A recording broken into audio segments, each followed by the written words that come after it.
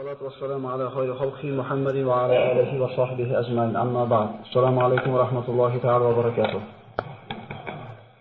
الله سبحانه وتعالى قرآن الكريم ده مرحمة قلده أعوذ بالله نحن نقص عليك أحسن القصص بما أوحينا إليك هذا القرآن وإن كنت من قبله لمن الغافلين. Ey Muhammed aleyhisselam, biz sizga mana shu Qur'onda qissalarni eng go'zallarini so'zlaymiz, vaholanki siz bu qissalardan g'ofil edingiz deydi. Ya'ni bu qissalarning qadrini Alloh subhanahu va taolo mana shu oyat bilan belgilab beradiki, qissalarning eng go'zali deb Alloh taolo o'zi baho beryapti. Modomiki siz bilan bizga Alloh taolo mana shu qissalarni eshitishlik, fahmlashlik berilibdi, endi buni shukrni ado qilishlik kerak bo'ladi. Bu qissalarda eshitishlikda shukr qanday ado bo'ladi? Undan olingan ibratlarga hayotda amal qilishlik bilan bo'ladi. Shunda Alloh taolo aytadi: "Va ista'azzana robbukum la in shakartum la azidannakum." Agar mana shu menga bergan ne'matlarimni shukrni ado qilsanglar, ne'matimni ziyoda qilib beraman dedi. Alloh taolo ana shu shukrga ado qiladigan shokir bandalardan qilgan bo'lsin. O'tgan safargi suhbatimizda siz bilan mana Samud qavmiga yuborilgan Solih alayhisalom haqida gaplashgan bo'ldik. Va u qissadan bir qancha bu xulosalar olindiki, eng asosiy olinadigan xulosasi shuki, Alloh taolo bir bandaga la ilaha illalloh kalimasini, qalbiga iymon degan ne'matni berishlikni xohlamasa, insonga bitta emas, 100 ta tuyani toshdan chiqarib berganda ham so'yib yeb qo'yishaverar ekan. Ya'ni bu qissalarda agar biz Qur'ondan boshqa joyda eshitganimizda rostmikin deb shubhaga borishimiz mumkin edi. Lekin Qur'onda bayon qilinganligi uchun bularning haqligida shubha qilinmaydi. Demak, bandalarga berilgan eng katta ne'mat bu la ilaha illalloh Muhammad rasululloh ne'mati ekan. Mana u qissadan olgan xulosalarimiz shundan bo'ldiki, ana shu tuyani ularning talabiga ko'ra, ana shular aytgan sifatga ko'ra Alloh taolo yaratib berishiga qaramasdan, baribir Allohga osiy bo'lishdi. Demak, insonning hidoyatga kelishligiga mo'jiza yoki bir masala sabab bo'lmaydi, Alloh taolo agar o'zi iymon degan kalimani bermasa. Va yana ko'rdikki, ana shu tuyani oyog'ini sindirgan kishi haqida Alloh taolo aytdi: "Idin ba'ata ashqoha." Tuyani o'ldirishlikka o'zini qavmidagi eng badbaxtini yuborishdi deydi. Ya'ni biz hayotda bir odamga yaxshi yomonga baho berayotganimiz u bizni bahoyimiz. Odam sifatida odamga baho beramiz. Lekin bu kishining badbaxtligini Alloh taolo o'zi aytayaptiki, avvalgilarda yashab o'tganlarning eng badbaxti bu ana shu Qudor ibn Salih ibn Jib deyildi. Ana shu tuyani oyog'ini sindirishlik kerak edi. Shu ishni kimdir qilish kerak edi. Allohga hamdlar aytaylik birodarlar. Siz bilan meni ana shu ishda ishlatmabdi. Chunki Alloh qodir edi. O'sha zamonda yaratib turib, ana shu tuyani go'shini yeganlar qatoriga qo'shib qo'yishlikka Alloh qodir edi. Alhamdulillah deylik birodarlar. Bu ne'matni shukrga ado qilaylik. Alloh taolo o'zi bir tavfiq bersin. Mana qavm o'zini talabidagi mo'jiza kelishiga qaramasdan osiy bo'lgandan keyin, balki ana shu tuyani so'yib yeb qo'yishganidan keyin Alloh taolo ularni qanchalik vayron qilganligini ko'rdik. Va ularda hozirgi kunda maskanlari borligini o'tgan safargi suhbatimizda aytib o'tgan bo'ldik. Madinaning shimoliy g'arbida, Madinadan taxminan 380 kilometr masofada ana shu Samud qavmining maskanlari mavjud. Alloh taolo aytadi: "Aql ishlatmaysizlarmi? Eslatma olmaysizlarmi?" Ular haqida agar Qur'on bizga so'zlamaganida, biz ular haqida eslamasdik ham, hech kim ularni bir nomini ham zikr qilmagan bo'lar edi. Mana undan keyingi qissaga o'tadigan bo'lsak, bu Qur'ondagi eng nodir, eng shirin qissalardan bu Ibrohim alayhissalom qissasi. Inshaalloh bu qissa bir necha suhbatimizni oladi va Qur'onda bu qissani qanchalik qadri balandligi mana 25 ta surada Ibrohim alayhissalom haqida so'zlanganligi o'zi bir hujjat bo'ladi. 25 ta surada 73 o'rinda zikr qilingan. 73 ta o'rinda Ibrohim alayhissalom qissasi zikr qilingan. Bu suraning qadri qanchalik balandligiga bir ishora qiladi. Qur'ondagi eng katta qissa Musa alayhissalomning qissasi. Undan keyingi o'rinda Ibrohim alayhissalomning qissasi turadi. U kishi payg'ambarlarning otasi, ulul azm minar rusul bo'lgan ana shu payg'ambarlarning biri, Ibrohim Halilulloh. Qissani boshlar ekanmiz. Ibrohim alayhissalomning hayotidan eng katta oladigan xulosamiz u kishi Allohga tavakkul qilishlikda ustoz bo'lgan kishilar. Bugun ana shu Allohga qilgan tavakkulini agar vaqtimiz yetsa, bitta haqida ko'proq so'z yuritamiz. O'zi shu bittasi 3 soat vaqt olishi kerak. Lekin Biz basharmiz, toqatlarimiz cheklangan, ana shu uyqular kelib ketgunga qadar gapiriladi inshaalloh. Bugun o'zimizga kech qolyapmiz. Bismillahirrohmanirrohim. Solih alayhi qavmi halok bo'lgandan keyin insonlar yana bir muddat tavhidda turishdi. Vaqt o'tishi bilan yana ana shu avvalgilarni oqibatidan ibrat olishlik insonlarning hayoldan ko'tarildi, esdan chiqarishdi. Alloh taolo mana shaytonga qiyomatgacha yashashlikka izn bergan edi, vasvasa qildi, yana insonlar shirkka, kufrga qaytishdi. Falastin, Iroq, Misr hamma yerlarda insonlar yana kufrga qaytdilar. Bu safar Alloh taolo payg'ambarlarning eng ulug'laridan bu ulamolarning e'tirofiga ko'ra o'zi shunga hujjatlarimga aniq Payg'ambar vasallamdan keyingi o'rinda turadigan payg'ambar bu Ibrohim alayhissalom hisoblanadi. Abul Anbiya, payg'ambarlarning otasi. U kishi haqida Alloh taolo astagfirullah va Ibrohim allazi vaffa dedi. U vafo qilgan Ibrohim dedi. Alloh taolo qanday buyruqni bajarmasin, u kishi vafo qildi buyrug'iga. Va Ibrohim allazi vaffa. Ibrohim ibn Tarix, shuningdek Azaram deb nomlanadi. Ozar. O'zi asli ismi Tarix bo'lgan. Ozar degan so'z ularning tilida ana shu davrda odamlarga yordam ko'p ketgan bo'lgani uchun yordamchi degan ma'noda bo'lgan ekan. O'zi asli ismi Tarix bo'lgan, lekin laqabi Ozar bo'lgani uchun Ibrohim ibn Ozar deyiladi. Asli Ibrohim ibn Tarix. Ibrohim alayhissalomda zikri Qur'onda 25 ta surada 73 ta o'rinda zikr qilingan bo'ldi. Ibrohim alayhissalom Som ibn Nuh sulolasidan. Iroqda shimolida yashardi. Bobil degan shaharda. Bobil shahri nihoyatda bir katta shaharlardan bo'lgan. O'zini zamonasidagi eng birinchi shaharlardan bo'lgan. Va butlarga sig'inishlik mana shu yerda avjiga chiqqan bo'ladi. Astagfirullah va qala innama taqattum min dunillahi awsana mawaddata baynikum fil hayati dunya thumma yawmal qiyamati yakfuru ba'dukum bi ba'd va yal'anu ba'dukum ba'da va ma'wakum an-nar va ma lakum min nasirin. Ibrohim alayhissalom qavmiga aytadiki, albatta sizlar Allohni qo'yib butlarga ibodat qilishingni o'qidinglar. Qiyomat kunida biringlar ikkinchilarga kofir bo'lasizlar va biringlar ikkinchilarga la'nat o'qiysizlar. Qiyomat kunida hech kimni tanimaydi. Bu hammamizga aniq bo'lgan narsa. Yawma yafirrul mar'u min akhihi deydi Alloh taolo Qur'onda. Kishi o'zini akasidan tonadigan kun. Otasidan, onasidan, bola chaqasidan tonadigan kun. إذ قال لأبيه وقومه ما هذه التماثيل التي أنتم لها عاكفون قالوا وجدنا آباءنا لها عابدين. Ibrohim otasiga va qavmiga qarab aytdiki, bu sizlar sig'inayotgan timsollar, butlar nima? Sizlar e'tikof qilasizlar bularga. Ular aytdilar, otalarimizni mana shu butlarga ibodat qilayotganligini topganmiz va shu narsada davom etib ketyapmiz. Boshqa oyatda Alloh marhamat qiladi, إذ قال لأبيه وقومه ما تعبدون قالوا نعبد أصناما فنظل لها عاكفين قال هل يسمعونكم إذ تدعون أو ينفعونكم أو يضرون قالوا بل وجدنا آباءنا كذلك يفعلون. Ibrohim otasi va qavmiga nimalarga ibodat qilyapsizlar deb so'radi. Ular aytdilar, butlarga. Ularga ibodat qilishga davom etamiz. Ibrohim alayhissalom so'radi, sizlar duo qilsalar ular eshitadimi? Yoki sizlarga bir foyda yoki ziyon keltiradimi? Qavm javob berdi, otalarimiz shunday qilayotgan edi, biz ham otalarimiz ishini ota-bobomiz qilayotgan ishlayapti-da, endi biz o'zimizni tilga o'giradigan bo'lsak, demak, bu shirk otalardan meros qolgan. Ibrohim alayhissalom ularni ogohlantirdi. Inson ilohga nima uchun sig'inadi aslida? Biror bir ziyonni undan qaytarish uchun, biror bir manfaatni keltirish uchun, biror bir musibatni qo'shishlik uchun va hayotini tartibga keltirib berish uchun ilohga sig'inadi. Lekin bu butlar bularni birortasini qilishlikdan ojiz edi. Bu aloqalar na foyda keltira oladi, na ziyon keltira oladi. Ya'ni ba'zilarimiz hayotimizda shu bir o'rnashib qolgan bir shirkka o'xshagan bir narsalar bor. Tumorga o'xshagan yoki ko'zmonchoqqa o'xshagan. Bular zotida hech narsa qila olmaydi, agar Alloh xohlagan bo'lsa. Shuning uchun Alloh taolo aqlni nimaga bergan? Aqlni ishlatib Alloh taolo tanishlik uchun bergan. Ya'ni bu butlarga sig'inishlik, u narsalardan bir yordam kutishlik, taqana qoqib qo'yish, shunga o'xshagan ishlar bu shirkdan o'zi bo'ladi.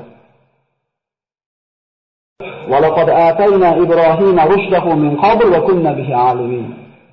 Biz Ibrohimga hidoyatini ato etgan edik, bu haqida xabardor edik, biluvchi edik. Alloh taolo mana Qur'on Karimda Maryam surasida zikr qiladi. Da'vatni otasidan boshladi Ibrohim alayhissalom. Da'vat birodarlar, Allohning diniga targ'ib qilishlik ko'chadan bo'lmaydi. Rasululloh sollallohu alayhi vasallam vahiyni qabul qilgandan keyin kimdan boshladi? O'zini xonadonidan boshladi. Shuning uchun biz avval bolaga bir gapni gapirishdan burun o'zimiz yaxshi amal qilgan bo'lsak, bizdan qiyomatda so'raladigan kishilar bu xonadonimiz. O'zingizlarni va ahli ayolinglarni, bola chaqanglarni jahannam o'tidan saqlab olinglar demadimi Alloh? Agar biz o'zimizga qaraydigan bo'lsak, o'zimizni o'rgicha tarbiya qila olmayapmiz. O'zimizni ustimizda o'zimiz hukmron bo'la olmayapmiz. Endi birovga bir gajani qattiq tortayotgan mahal insof qilaylik. Xonadonimizga qaraylik. Namoz o'qimayotganimiz qancha, zikr qilmayotganimiz qancha, televizordan 24 soat chiqmayotganimiz qancha. Sho'g'ri o'zi o'zing ko'r deydi, og'rimasa boshqa ko'r deydi. Boshqadan talab qilishdan buni o'zimizni uyimizga qaraylik. Demak, Ibrohim alayhissalom kimdan boshlayapti? Otasidan. Mana shu kitobda Alloh taolo Ibrohimni eslanglar. Vaqtiki u o'zining otasini da'vat qildi va albatta u siddiq nabiylardan bo'lgan edi. Otasiga aytdi: "Otajon, nimaga eshitmaydigan, ko'rmaydigan va sizdan biror narsani nari qilolmaganiga sig'inasiz? Ey otajon, albatta menga Alloh tomonidan ilm keldi, bu ilm sizga berilmagan edi. Menga ergashing, sizga to'g'ri yo'lga yetalayman. Ey otajon, shaytonga ibodat qilmang. Shayton Allohga, Rahmonga osiy bo'lgan edi. Ey otajon, albatta men sizga Rahmon tomonidan alamlantiruvchi azob kelishidan qo'rqaman va shaytonga do'st bo'lib qolishingizdan qo'rqaman." E'tibor bering. Otajon. Ud'u ila sabili robbika bil hikmati wal maw'izatil hasana. Parvardigorining diniga hikmat bilan, chiroyli ma'ruza bilan da'vat qiling. Idfa billati hi ahsan, fallazi baynaka va baynahu adawatun ka'annahu waliyyun hamim. Alloh aytadi Qur'onda: "Fattaqulloha va yu'allimukumulloh." Allohdan sizlar qo'rqinglar deb, hamma o'zini o'rgataman. Hamma o'zini o'rgataman. Biz juda ko'p hayotdagi muammo kamchiliklarimizni o'zimiz hal qilayotgan odamlarga o'xshaymiz-da. Sahobalar Allohga tamomiy taqvo qilganligi uchun Alloh taolo har qanday ishni o'zi o'rgatdi.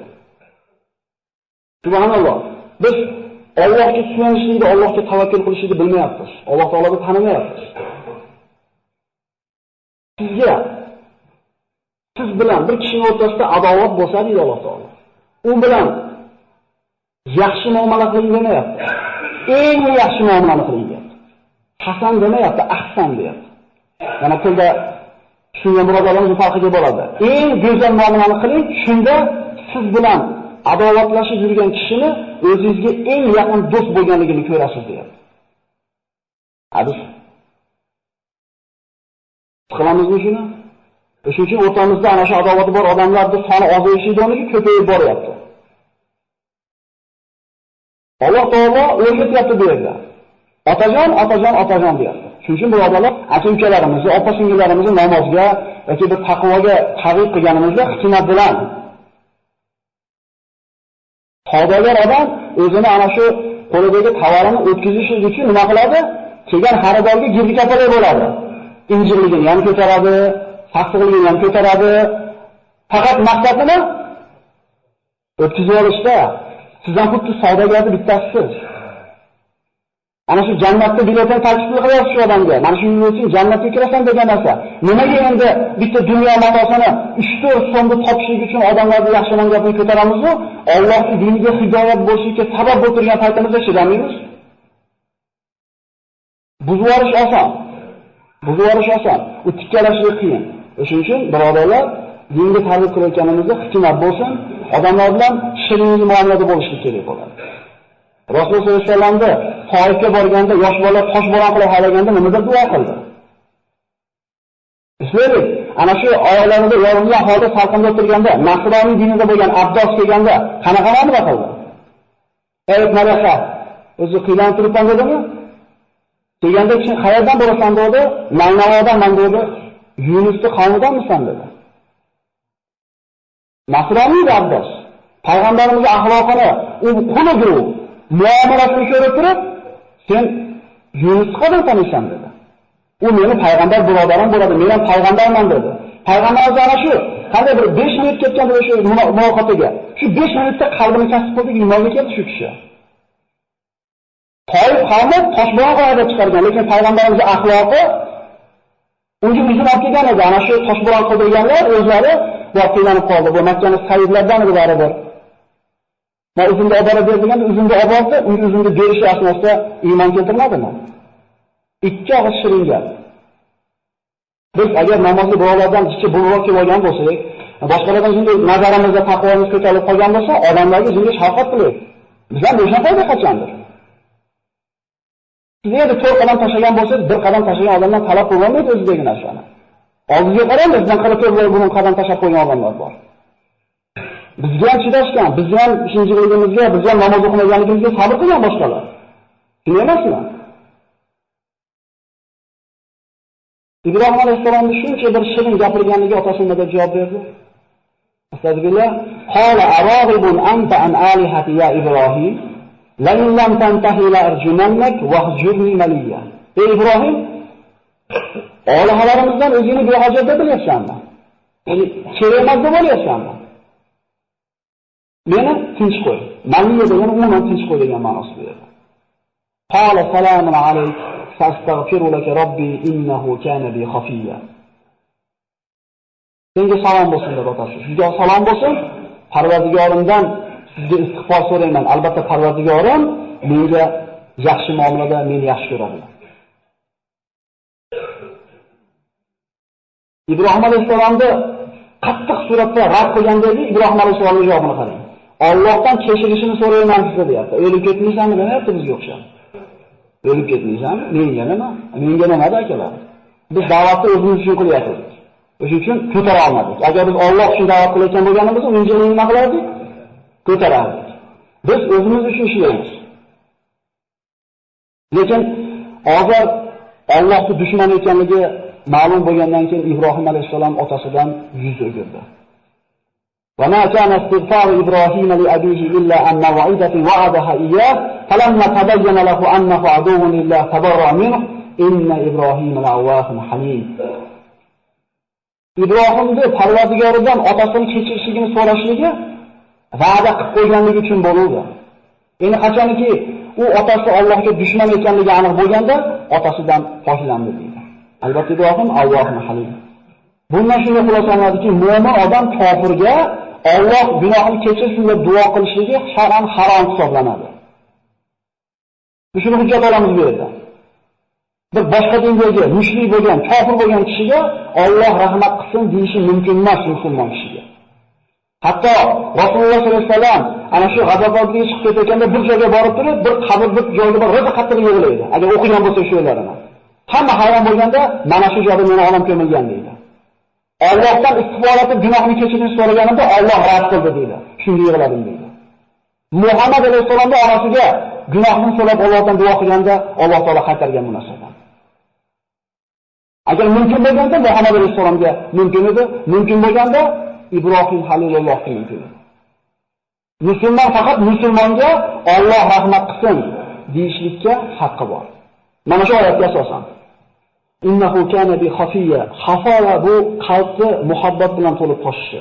Alloh taolo Ibrohim alayhisolamni mana shunday yaxshi ko'rgan edi. Shuning uchun Halilur Rahman Allohning do'sti deb zikr qilinadi. Al-Hayla qalbni muhabbat bilan to'lishligi. Va atazilukum wa ma tad'una min dunillahi wad'u robbi asa an la akuna bi du'ai robbi shaqiyya. Ibrohim alayhisolam qavmidan yuz o'girdi. Shu vaqtda yoshi 16 da bo'ladi asar muarriflar. Nabiy bo'lgan ekan 16 yoshda. Bu Alloh taolo o'zini mulki ekan xohlagan bandasiga beradi. Payg'ambarlik faqat 40 yoshda turib cheklab olmaydi. Chunki Iso alayhisalom 33 ga kirgan paytda Alloh taolo yuqori ko'tarib chiqib ketgan. Payg'ambar bo'lgan 33 yoshda payg'ambar bo'lgan. Demak 40 yoshda cheklab qo'yishimiz bu bizning ilmimizdagi ozgina noqisligi belgisi ekan. Ibrohim alayhisalom da'vat qilayotganda qavmini yoshi 16 da bo'lyapti birodarlar. Biz 16 ga kirgan bolalarimiz biz kallasida nima gap, nima so'z. Biz nima bilan to'g'izgan bo'lsak, ular kallasini shu 16 yoshgacha shunaqa bilan to'lgan. 3 litrli bankaga nimani solsangiz shu bilan to'ladi. Agar siz to'g'izmasangiz, to'g'izib ketyapti ko'chadan. Hech kim uyda so'kinmaydi akalar. Qayerdan o'rgandik so'kinishni? Ko'chadanmi? Ana shu bankasiga, ana shu kallasiga biz kerak bo'lgan so'zlarni yozib o'sha papkalarni to'ldirib qo'ymasak, ko'chadan to'ldirib olyapmiz. Biz bolalarimizni jismini, kiyimini, qonini to'g'rishligi bilan boshidagi toni bilan ovora bo'lyapmiz-ku, ana shu qalbi bilan ovora bo'lmayapmiz. Ibrohim alayhissalom nima qilishni o'ylay boshladi. Tabiillah va tallahi la'atidanna asnamakum ba'da an tuwallu mudbirin. Ana shu shirkka asli manbai bo'lgan butlarni yo'q qilishni qasd qildi. Mana nozik bitta joyi shu bo'ladi, xulosa qilamiz. Ya'ni shu butlarni sindirib olsa, odamlar butga sig'inmay orada yashaydi, birodarlar. Yetib boryapti. Qasam Allohga dedi, sizlar bo'sh qo'yib qo'yganinglarda butlaringlarni parchalab tashlayman dedi. Buni yashirib o'tirmadi, oshkora aytdi. Ba'zi mufassirlar maxfiy qilgan dedilar, yo'q, Alloh taolo mana shu oyatga qaraydigan bo'lsak, oshkora aytganligi ma'lum bo'lyapti. Allohga qasam, sizlar butlaringlarni xoli qo'yganinglarda men sindirib tashlayman dedi. O'zi odatda ularning butlarxonasida hech qachon butlar yolg'iz qolmasdi. Subhanalloh, insonning aqli bir zoyi bo'lsa shunday bo'lar ekanda. Butlarini oldiga ovqatlar kelib qo'yishar. Ertalab qo'yib, kech payt barakatli qilib berishdi butlarimizni ko'tarib ketishadi. Alloh taolaga ekan o'sha davrda yashaganimizda biz ham shuni to'g'ri o'ylashib ketsak kerak edi. O'shunga ham sanatlimizmi Alloh? Qavm mana butda oldi hech kim qolmas, bo'sh qoladigan holati yo'q deb aytdik. Qavmga bayrami bo'ladi. Ana shu bayramida ular butlarni tashlab shaharning tashqarisiga sayr qilgan chiqib ketishadi.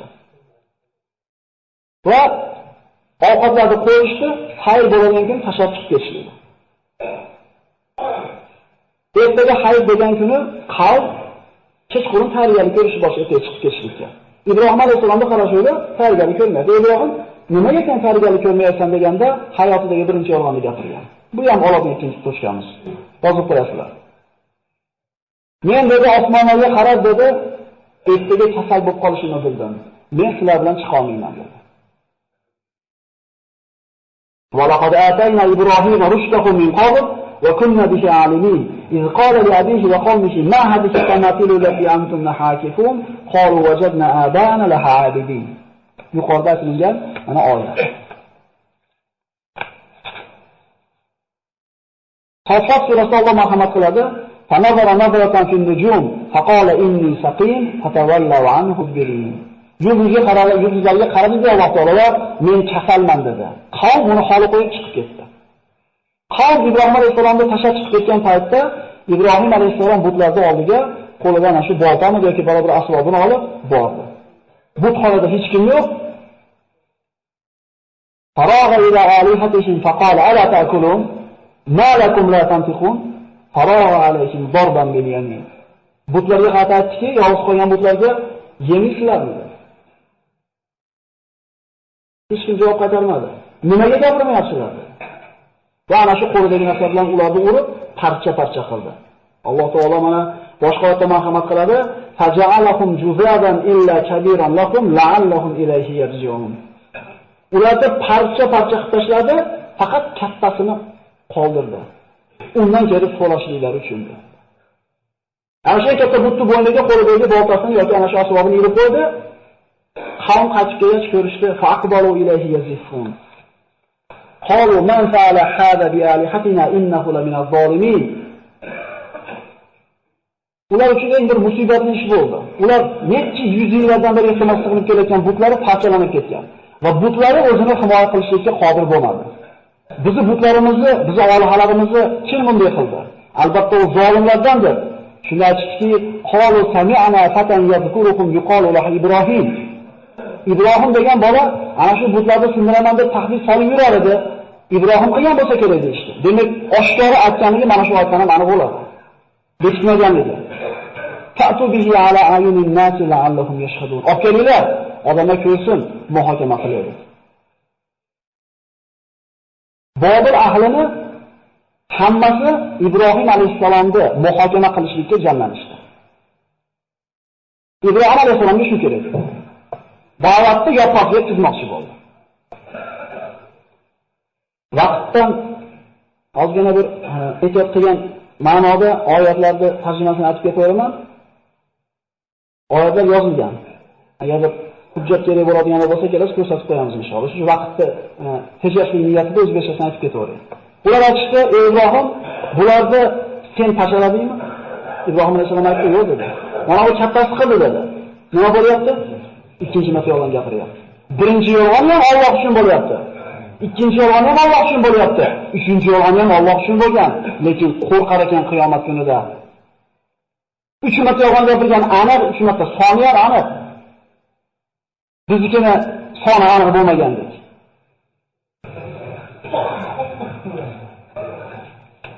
Agar gapirsa, so'raylik ulardan. Shunda hammasi shu o'ziga qaytdi, o'ziga kelishdi.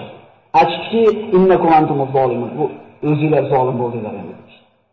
Ya'ni gapirolmaydigan butga sig'indinglarmi? Demak, sizlar o'zingizlarga zulm qilgan bo'ldinglar. So'ngra boshlari yerga oqdi deydi. Ya'ni aqllari pastga oldi. Aql ishlatishlikka qodir bo'lmay qolishdi. Shunday Ibrohim alayhisalom ularga gap aytdiki, "Allohdan boshqalarni sizlarga foyda ham ziyon ham keltira olmaydigan butlarga sig'inasizlarmi? Uflaysizlarga" dedi. Va sizlar ibodat qiladigan narsalarga ham uf dedi. Shu deganimizni tilda akalar. Aql yurgizmaysizlarmi dedi. O'zingizlar yasab olgan butlarga sig'inasizlarmi? Alloh sizlarni yaratgandi-yu, sizlar nimalar qilib yuribsizlar? Bizga bu savol. Vallohu xalaqakum va ma ta'malun. Alloh sizlarni yaratdimi? Yaratdi bizni. Qul sizlar dedimi? Dedi. Va ma xalaqtul jinna val insa dedimi? Dedi. Sen qulsan banda, ibodat qil, rizqi meni zimmamga dedimi? Biz nima qilib yuribmiz? Ulamolar aytadi, bandani shajablanadi deydi. Alloh o'zini kafilligiga olgan narsani inson o'z yelkasiga oladi-da, rizqini o'zining yerga tashlab qo'ygan ibodatni Allohga qaytarib qo'yadi.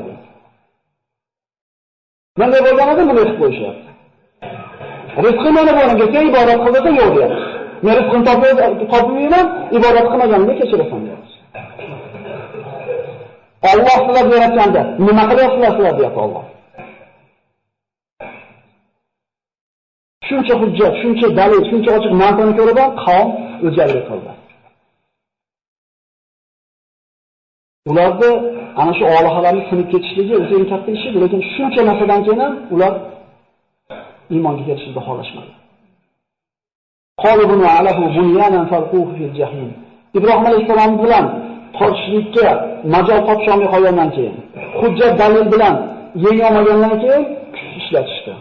Kuch ishlatishlik botil taraf tomonidan bo'ladi. Mutahamlik qilasiz-ku, yengilib qolayotganingizni aniq bo'lganda. Mushtlishga tushirasiz. Ya'ni bular ham mana shu hujjat dalil keltirishdan ojiz bo'lgandan keyin aytishdiki, unga bir bunyon qilinglar-da, uni o'tkazib o'tinglar dedi. Ibrohim alayhisolamni himoya qiladigan birorta odam yo'q edi. Mana bahsimizning eng bir manzur joyi ekanlar. Buyurildi. Butun Bobil ahli, katta, kichik, erkak, ayol, yosh, qarisi o'tin jamlashdi. Birorta odam yo'q Ibrohim alayhisolamga qo'ylar endi, yosh ekan deb qo'yadigan. Lekin Ibrohim alayhisolam xotirjam. Ana shu toshlarni yig'ishib bir hovuz qilishdi. O'tinni to'plashdi. Butun bir shahar ahli to'plab, olgan o'tin qancha bo'ladi? Juda katta bir binochalik o'tin bo'ldi. Tandirga qo'zg'ayotgan paytingizda cho'pni ko'proq tashlab olsangiz, dalati yonsa 1-2 metr berib turishga to'g'ri keladi. Bu yerda hamma qo'zg'ayotgan, vallohu alam. Endi butun vodi tashlab olsangiz qana bo'lardi. Endi mana shu binochalik o't yongan paytda uni oldiga qancha darajada yaqin kelish mumkin? Yaqin kelamaganligidan, o'tni kattaligidan manjani hisob kelishdi. Ya'ni ana shu qadim zamonlarda qasrlarga tosh uloqtiradigan asbobda arab tilida manjaniq deydi. Ibrohim alayhisolamni oyoq qo'lini bog'lab, ana shu manjaniqni kapkiliga o'tkazishdi. Birorta odam yo'q, qo'yinglar deydigan. Ibrohim alayhisolam xotirjam. Shunda Rasululloh sollallohu alayhi vasallam mana Imom Buxoriy rivoyat qilgan hadisda aytadi, Ibrohimni ana shu Allohga uloqtirishayotgan paytda o'qigan duosi: Hasbunalloh va ni'mal vakil. Allohning o'zi bizga kifoya. Faqat unga suyanamiz. Unga tahdid qilishmayapti, unga qo'pasa qilishmayapti. Hozir o'tga uloqtirib olishi aniq. Birorta yordamchisi yo'q. Lekin qalbni holatini ko'ring. Tavakkul tamomiy. Hasbunalloh. Bizning ishimiz Alloh qo'lida. Ya'ni Allohga aytgandan boshqa narsa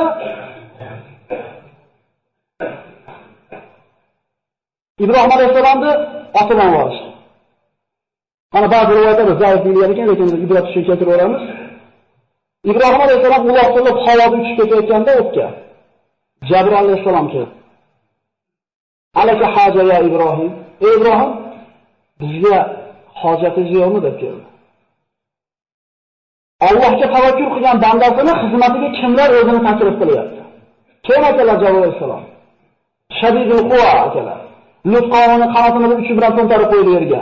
Mana shunga qudrat egasi Alloh yaratgan mahluqotning eng ulug'i bo'lgan Jabir alayhisalom bizga xizmati yo'qmi deb kelyapti.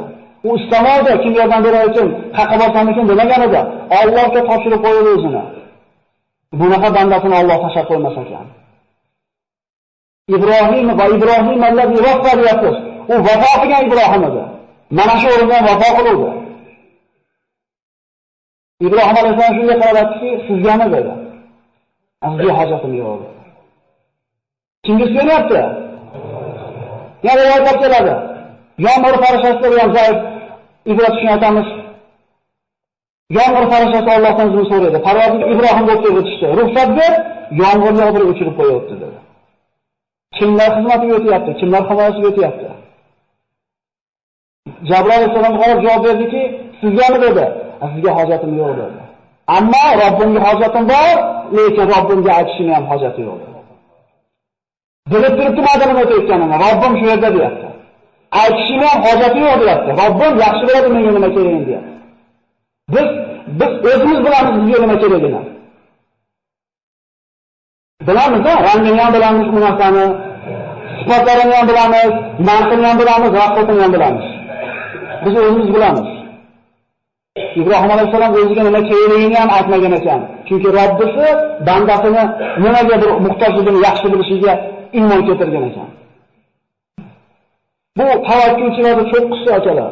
Innalloha yuhibbul mutawakkilin. Alloh tavakkul qiluvchilarni yaxshi ko'radi. Bizda shunaqa tavakkul bormi? Shuni suyanamizmi Allohga? Tavakkul nima? Qo'lingizdan kelgan rizq sababini qilib qo'yasiz, endi kelishingizga Allohga tashlab qo'yasiz. Alloh aytgani bo'ladi. Iloji bor yolg'on gapirishingizga harakat qilasiz deganingizda, ona ketgandan keyin Allohga tashlab qo'yadi, demak bu onasi ekan. Yolg'on gapirib oldini yig'laysiz, chunki demak rost gapirsam ham oladi ekan degan. Natija nima bo'ladi?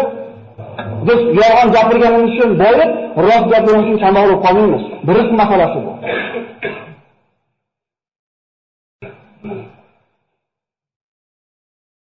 Tavakkulchilarning ustozligi ekan. Lekin Alloh taolo bunaqa bandasini farishtalarga ham tashlab qo'ymas ekan ishini. Aytdiki, Alloh tavakkul qiluvchilarni, o'ziga suyanuvchilarni yaxshi ko'radi dedi. Yaxshi ko'rgan o'g'limizga, yaxshi ko'rgan qizimizga sovuq shabadan avo ko'rmaymiz-a? Alloh taolo rahim degan, shafqat degan sifatini yuzga berdi deyiladi hadislarda. Shundan bittasini dunyoga chachib qo'ydi deydi. Bittasi chachilganda shuncha insonlar, shuncha hayvonlarga chayon bolasini chaqib qo'ymaydi. Eshkana tuxumdan chiqqan bolasini chiqarib qo'ymaydi. Yitqish sher bolasini shu etlab qo'yib borib qo'yadi. Hattoki hammasini g'ofil ota emizli bolasini orqasiga yotqizib qo'ysa nima bo'lmaydi? Boslamaydi. Bu nima sabab? Alloh mehrni joylab qo'ygan qalbiga. 100dan bir mehrni berib qo'yganda insonlar chachilgan shuncha rahmat uchun Alloh taolo shu 100 rahim shafqatning egasi bo'lgan Parvardigor yaxshi ko'rgan bandasini tashlab qo'yar ekanmi? Va man yatawakkal alallohi fa huwa hasbuhu. Kim Allohga tavakkul qilsa, g'amini Allohga topshirsa, bu odamning hisobi Allohning zimmasiga emasmi? Biz shunga tavakkal qila olyapmizmi Robbimizga? Biz Robbimizni tanimizmi shunchalik? Qani hamimizni Allohga topshirib qo'yishlik darajasida tanimizmi? Shuning uchun g'am tugamayapti akalar. Bir qilsa 2 kerak bo'lyapti, 2 qilsa 5 kerak bo'lyapti. Chunki teva bilan aloqamiz zo'r emas. Ibrohim alayhisalom o'tga uloqilgan ham Alloh deyapti, tushib ketgan ham Alloh deyapti. Alloh taolo bu bandasining ishini hech qaysiga topshirmadi. Allohning ishi bu kabi farishtalar ham tez bo'ldi. Kunna ya naru kuni bardan va salaman ala Ibrohim. Fa'aradu bihi kaydan faj'alnahum al-asfalin. Biz aytdik, ey o't, Ibrohimga sovuq bo'ling va salomat bo'ling. Uni kuydirish kerak bo'lgan o't Alloh taoloning mulki emasmi? Alloh taoloning quli emasmi? O't kuydirmaydi birodarlar. Pichoq kesmaydi. Agar Alloh ulardan bu qudratni olib qo'ysa. Demak, zotida bu narsa qila olmaydi. Shunday emasmi? Abdulloh ibn Abbos aytadi mana shu oyat sharhida. Agar Alloh taolo o'tga sovuq bo'ling deb turib, salomat bo'ling demaganida, o'tga sovug'ini ziyon tegib qoladi Ibrohim dedi. Ko'rasiz, Alloh taolo qanday bu bandasini mushkulini oson qilyapti. Chunki topshirganda g'amini, natijani o'ylamayapti. Nima qilgan demayapti, Allohga tavakkul qilyapti. Ibrohimga makr qilishdi, Ibrohimga hiyla qilishdi, bas o'zlari ular xor bo'ldi, past bo'ldi. Ular ko'rib turishdi o'tga tushganini. Ibrohim alayhisolamning oyoq qo'liga bog'langan iplardan boshqa hech narsa kuygani yo'q. Subhanalloh azza va jalla. O't o'chdi. Ibrohim alayhisolam chiqib keldi. Ularning ko'z oldida buyuk mo'jiza yuz ko'rsatdi. Lekin iymon keltirdimi? Yana qaytaryapmiz, bu darslarimizda bitta xulosasi bor. Bizga Alloh iymon degan ne'matni bergan, qadriga yetishimiz kerak. Chunki ko'zingiz oldida bir odam o'tdan tutun chiqib kelsa, bu hech qanday sehr emas edi bu. O'tni o'zlari yoqqan edi, oyoqqa o'zlari borib o'zlari otgan edi.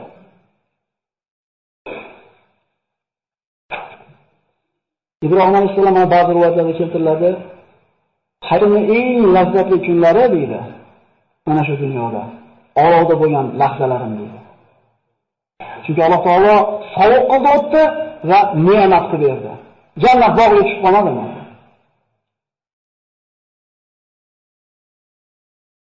Qavm shundan keyin kofirligicha qolaverdi. Tayyorgarligimizni yarmidan yetib olmadi, inshaalloh keyingi darsda davom etamiz. Xulosalaymiz. Ibrohim alayhisalom butlarni sindirdi. Oqibati nima bo'ldi? O'tga uloqtirishdimi? Bu qissalarda bir ko'ngilxushlikka eshitib qo'ymaydi birodarlar. Bundan xulosa olaylik. Musa alayhisalom bitta yahudiy ilmani misrlik qibtiyni bir shafaroq qilib o'ldirib qo'ydi. Nima bo'ldi? Qavmini tashlab chiqib ketdimi? Ibrohim alayhisalom butni sindirib qo'ydi. Nima bo'ldi? O'tga uloqtirdimi? Alloh taolo bizga o'rgatyapti. Ey musulmonlar, bir ishni qilishdan burun oqibatini o'ylaylar. Agar shu qiladigan ishlarda oqibatida ziyon keladigan bo'lsa, qilmaylar deyapti. Tushunarlimi? Odam alayhisolamning bir rivoyatda bir chiroyli farzandlar qilgan 5 ta nasihati bor ekan, shu bilan tugatamiz inshaalloh suhbatimizni. Odam alayhisolam mana shu vafot yaqin bo'lganda bir rivoyat ekan, endi bu ham ibratlanadigan. Farzandlarini yig'ib turib aytgan ekanki, ko'zi og'lashgan bo'lasam deb qimillab olsalar, qonalanib uyqu yosiladi. Mana bir shirin joy keldi-da. Nasiya bergim kelmayapti. Farzandlarim to'plab aytgan ekanki, bolalaringizga aytinglar, yana biz otamiz aytyapti. Dunyoda xotirjam yashashmasin. Chiqib ketishligi haqida xotirjam bo'lib qolishmasin.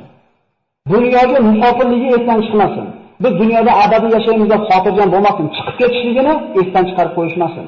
Agar men ham jannatdan chiqib ketishim mumkinligini esdan chiqarmaganimda, menga yetgan musibat yetmasmidi ekan. Alloh taolo aytganmidi? Mana bu jannat. Vaqtdan boshqa gaplashganmiz, eslasanglar. Sen yaram ochgan qolmaysan, chanqamaysan, qelamaysan deganmidi? Yana mumkin emas daraxt dedi. Mana u dushmaning dedi. Oddiy edi. Mana dushman, mana daraxt bo'ldi. Lekin esdan chiqarib qo'ydiki, jannatdan chiqib ketish mumkinligini. Shayton nima deb o'yladi? Sizlarga abadiy mulkni, bitmas hayotni beradigan daraxt ko'rsataymi dedi. Jannatda nima kerak bo'ldi birodarlar bilan? Sizlarga Robbinglar farishta bo'lib qolishingizni xohlamadi, chunki mana daraxtdan yemanglar dedi. Farishta bo'lishinglar kerak bo'ladi. Unda jannatda nima qiziq qoladi? Erkak ayolli bo'lmasa, ovqat yeyolmasa farishtalarda. U jannatda nima qiziq qoladi? Kerak emas narsalarga qo'ymadimi? Dunyodan chiqib ketishini farzandlaringiz esdan chiqarmasin. Chunki men esdan chiqarib qo'ydim, musibat yetdi menga. Ikkinchi nasihati. Bir ishni qiladigan bo'lsanglar dedi. Bu otamizning nasihati birodarlar. Oqibatini o'ylaylar. Shu ishning oqibati nima bo'lishiga haqida fikr yuringlar. Agar men shu mevani yeyishdan burun nima bo'lishini oqibatini o'ylaganda ehtimol yemasmidim ekan, ehtimol jannatdan quvilmasmidim ekan. Bu hayotiy tajribasini gapirib beryapti birodarlar bizga. Bir ish qilishdan buni oqibatini albatta o'ylaylik. Nimaga olib boradi? Bu yaxshilikmi, yomonlikmi? Menga shu narsa to'g'ri ko'rindi, qilaman, aytib olaman, keyin nima bo'lsa bo'lasin deyilmaydi. Rasululloh sollallohu alayhi vasallam bu ishlarni qilgani hech qaysini. Rasululloh qodir edi, Hamzaga bor Abu Jahl o'ldirib keldi ishlikka. Umarga qodir edi aytishlikka bor, Abu Sufyon bo'g'ib qo'ydi ishlikka. Buyurdimi? Rasulullohga ergashmaymizmi? Musulmonlar qancha aziyat ozod chekkan bo'lsa ham sabr qilmadimi? Alam tara ilallazina qila lahum kuffu aydiyakum wa aqimussolat. Ko'rmizlarmi Alloh taolo? Shunday kishilarniki biz ularga qo'llarni tiyinglar, namozini o'qib sabr qilinglar dedi ularga. O'ylash kerak oqibatini bir ish qilishdan, bir gapni gapirishdan burun. Uchinchi nasihati, bir ish qilishdan burun maslahat qilinglar deydi. Aql egalari bilan. Bilimdan bo'lmanglar, hammalar o'z o'ylashga deyapti. Shuna hamki, shu ikkita kitobni ko'rib olgan bo'lsalar, ikkita hadis topib olgan bo'lsalar, olim bo'lib qolyapsiz. Shunday emasmi? 20 ming rubodan qarasangiz, mana shu yerda o'tirganlarda bir 10 dan biri ko'rinadi. Kattaroqda qarasangiz, ko'proq ko'rinadi. Endi olib tashlasangiz, hammasi ko'rinyaptimi? Mana shu turda ilm bo'ladi. Ilm o'qiringlar. Kamroq gapiradigan bo'lib qolamiz. Kamroq fatvo berib, kamroq odamlarni taqaydigan bo'lib qolamiz. Bu bizning ilmsizligimizdan. Biz qilib turib problemaga yechilganini maslahatga boramiz. Domla ustalarni qo'yib, yo'llarni bunaqa o'shani talab qilishdan burun tarbiya qilishlikni maslahatini olgani kelmadinglar. Endi shunday topasan endi. To'rtinchisi, ayollaringizga havoyi nafsiga ergashmanglar. Zero men ana shu ayolimni havosiga ergashib qo'ydim. Havoyi nafsiga ergashmanglar deyapti. Ar-rijalu qawwamuna 'ala an-nisa. Erkaklarga ayollar Alloh rahbar qilgan. Erkak degan. Biz qabul qildim deganmiz akalar. Roziman qarshilamaganmiz biz. Biz erkakmiz. Shuning uchun rahbariyat oilada erkak kishining qo'lida bo'lsa, o'sha yerda bir tinchlik totuvlik bo'ladi. Hayotimizni qiyin qilayotgan kim? Mana shu ayollarimizni orzu-havasini orqasidan qul bo'lib yuribmiz. Shunday emasmi? O'zimizni bir marta borib sanatoriyaga borib domala bir shifolanishlikka pul yetmaydi. O'zi eshakga ishlaymiz o'zi. Ana shu orzu-havasni ko'tidan qo'yayotgan ayollarimizga qul bo'lib qo'yganmiz. Achchiq bo'lsa ham achishimiz kerak bu narsani. Va 5-nasihati qalbingizga quloq solinglar degan ekan. Biror ish qilmoqchi bo'ladigan bo'lsanglar, qalbingizga quloq solinglar. Musulmonning qalbi yaxshi yomonda ajrashishlikda uje o'lchov bo'lib qolar ekan. Ko'ngli chopmaydi-ku. Bolalarga ishda, qisqa bolalarga bari ko'nglingiz uyg'onadi. Men shu mevani yeyishlikka jazm qilganimda qalbim bir istirobga tushgan edi. Bu harom narsaga qilishlikda qalbga quloq solinmaydi. Aralashib desiz, qalbingiz xuddi unga emas. Mumkin bo'lgan ishlarni qilishlikda qalbga quloq solinadi. Tushunarlimi? Demak, 5-nasihat. Bir ish dunyodan chiqib ketishdan chiqarmaylar. Ikkinchisi, bir ish qilishdan va oqibatini o'ylaylar. Uchinchisi, maslahat qilinglar. Havoyi nafsiga ergashmanglar ayollaringizga va qalbingizga quloq solinglar. Demak, bugunga ajratilgan vaqtimiz nihoyasiga yetib qoldi. Inshaalloh keyingi suhbatda qissani qolganini davom ettirgan bo'lamiz inshaalloh. Assalomu alaykum va rahmatullohi va barakatuh.